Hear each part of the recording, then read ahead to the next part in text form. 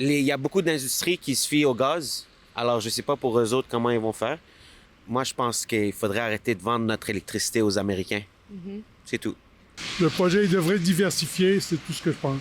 On est de plus en plus dépendant à l'électricité. Embauchez plus, investissez plus, autant dans l'entretien que dans le développement.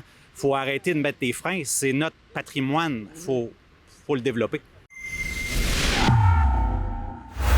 Alexa Lavoie here for Ribbon News, and I'm currently in Montreal next to Hydro-Québec building, and we want today to hear about people's opinion on the electrification project of Quebec that Mr. Legault wants to achieve by 2050. We need, if we want to electrify Quebec, to increase by 50% volume at Hydro-Quebec until 2050.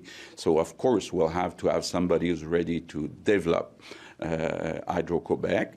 We also need to have a very good manager. It's a large company. So I think we will try to find the best manager possible. This project means that all transportation, companies, and industries will run on electricity.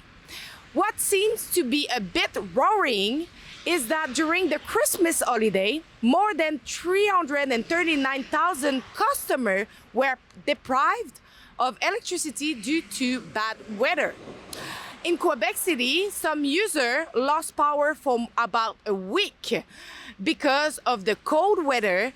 It was difficult for some residents to stay in their home. At the same time that Mr. Legault announced his plan for the electrification of Quebec, we learned that the CEO of Hydro-Québec, Sophie Brochu, was leaving her position after 3 years of occupation out of 5. Many mentioned the stormy relationship that Mr. Legault and Sophie Brochu had with regard to the vision of the state-owned company. Was there a clash of visions that pushed her out? Was there a political push to get her out of there?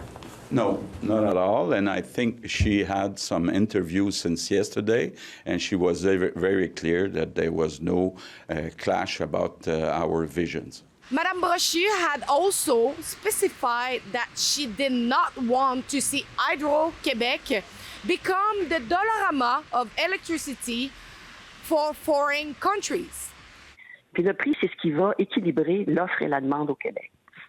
Et on sait déjà que nos ouvrages existants coûtent très peu cher, c'est 3 cents du kilowattheure, puis que les nouveaux ouvrages, quelle que soit la nature au départ, qu'ils soient éoliens ou hydroélectriques, vont coûter, mettons, 3 à 4 fois plus cher. Ce que ça veut dire, c'est qu'au fil du temps, ce qu'on va raccorder va mettre de la pression sur nos coûts d'approvisionnement. Alors là, toute la sagesse, c'est de ne pas chercher à devenir le magasin à 1 pièce de l'électricité dans le monde. Là. This will have had the effect of offending Mr. Legault in his ideology of increasing electricity production by 50% by 2050. But do citizens feel confident to see this state electricity company be the sole source of energy when we know that their installations are aging and this causes multiple power outage and as well as an energy loss? Let's have a look at it. Je demande aux gens qu'est-ce qu'ils pensent du projet d'électrification de M. Legault d'ici 2050, dans le fond, d'électrifier tout le Québec et de laisser tomber les autres sources d'énergie. C'est bon écologiquement, par exemple? Pas sûr que ce soit la meilleure chose, mais enfin, il faut diversifier. Ça a l'air que je sais pas trop ce qui va se passer. Alors moi, je dirais que c'est vraiment pertinent parce qu'on a de plus en plus de véhicules électriques. Ça prend du service, ça prend l'électrification. La densité de véhicules électriques va juste commencer à augmenter de plus en plus. Je pense qu'on serait capable de subvenir aux besoins des Canadiens avec le courant naturel, comme l'hydro ou solaire ou à l'air. Mais je pense que les industries, ils ont beaucoup à faire là-dessus. C'est pas les politiciens. Faudrait voir avec c'est qui a plus de réponses. Moi, je suis juste un ouvrier. Je suis un travailleur comme tout le monde. Je vis chèque par chèque, paye par paye. Je suis à peine capable de subvenir à mes propres besoins. Alors, j'imagine pas eux autres qu'ils ont des enfants. Je me dis juste, s'il y a d'autres solutions, pourquoi taire eux qui parlent? Qu'est-ce que vous pensez au fait de juste utiliser l'électricité puis plus avoir d'autres sources comme pas de pétrole, pas rien d'autre pour subvenir? Bien, assurément, ça a tendance à être une bonne chose. On sait tous que si on va vers là, ça voudrait peut-être dire de la construction de barrages, des trucs comme ça. Fait qu'est-ce que c'est réellement efficace au niveau de l'énergie, de ce que ça va coûter en développement et tout ça? Là, tu sais, je dirais, c'est pas mal là que j'irais. Il y a beaucoup d'industries qui se fient au gaz. Alors, je sais pas pour eux autres comment ils vont faire. On sait que pendant le temps des fêtes, il y a 339 000 usagers qui ont été coupés complètement d'électricité dû à la mauvaise température. Est-ce que vous pensez que c'est toujours une bonne idée de juste se relier à une source d'énergie lorsqu'on sait qu'elle n'est pas toujours stable? Parce que du coup, c'est l'électricité qui est coupée à cause de la température. Du coup, non, j'imagine que c'est pas la meilleure des idées, à moins de faire en sorte que ça, du coup, ce soit pas dégradé par le froid. Ça arrive un peu partout, ça. C'est sûr qu'il ne faut pas se dépendre juste d'une source d'énergie. Le projet il devrait être diversifié, c'est tout ce que je pense.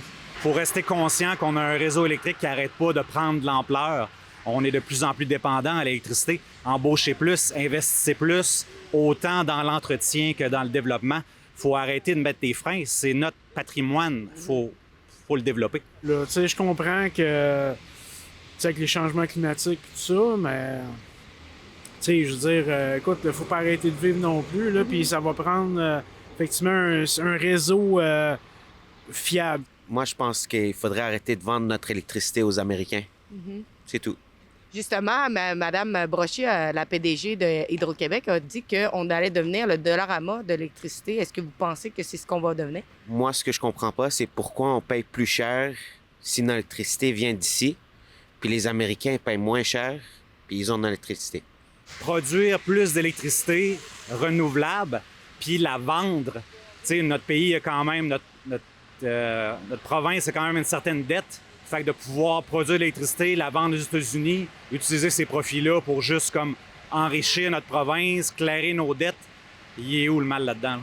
Si on veut l'exporter, ben, il va falloir faire de l'argent avec ça un peu, là. Tu sais, je veux dire, c'est beau, là, avoir... tu sais, des chummy, là, d'un moment ou l'autre, mais c'est important quand même qu'on en ait dans nos poches un petit peu aussi. Je pense qu'on le mérite. Puis j'aurais tendance à croire que la dame a décidé de quitter parce qu'elle ne croit pas dans la direction qu'on est en train de prendre. Donc, j'aurais tendance à croire qu'effectivement, on chercherait plutôt à vendre ça un peu comme le Québec a toujours vendu toutes ses matières premières. Peut-être pas nécessairement au meilleur prix puis au meilleur des conditions autant de la planète que des gens qui s'en occupent. It's good to have electricity, but it's good to have other source of energy. What we need. But this is just another example of the green reset that they want to push on us. So if you agree, go and sign our petition at nogreenreset.com now. Cheers.